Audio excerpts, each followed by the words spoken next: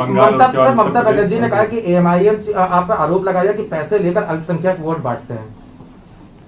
देखिए, ममता बनर्जी ने अटल बिहारी वाजपेयी बीजेपी की तायद की, वो एनडीए का हिस्सा रही। गुजरात में इतना बड़ा फसाद हुआ।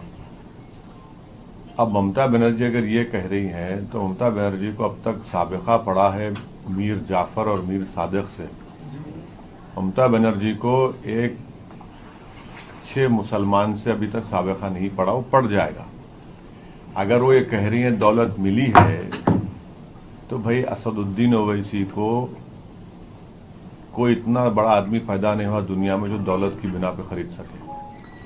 तो ये इल्जाम बेबुनियाद है और ये बौखलाहट का शिकार हो चुकी है।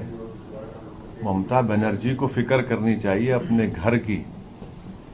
इतने लोग उनके बीजेपी में जा रहे हैं, वो उसकी फिक्र करे।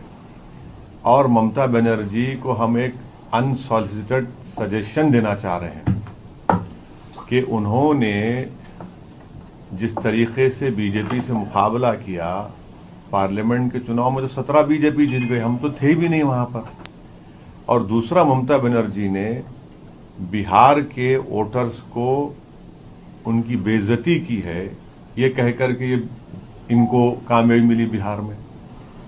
तो जो लोग हमको वोट दिए ग्रैंड डेमोक्रेटिक सेक्युलर अलायंस को, जिसमें राजभर साहब की पार्टी, हमारी पार्टी, कुशवाहा साहब की पार्टी, बीएसपी थी, ये तो उनकी तौहीन कर रही हैं जिन्होंने हमको वोट दिया। क्या कह रही हैं वो?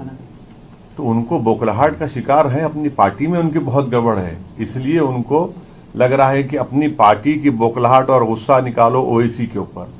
मगर ममता बनर्जी ये समझना चाहिए कि अब तक उनको साबिका पड़ा मीर जाफर और मीर सादिक से, अब तक उनको साबिका नहीं पड़ा किसी एक सही मुसलमान से। उनको साबिका पड़ेगा।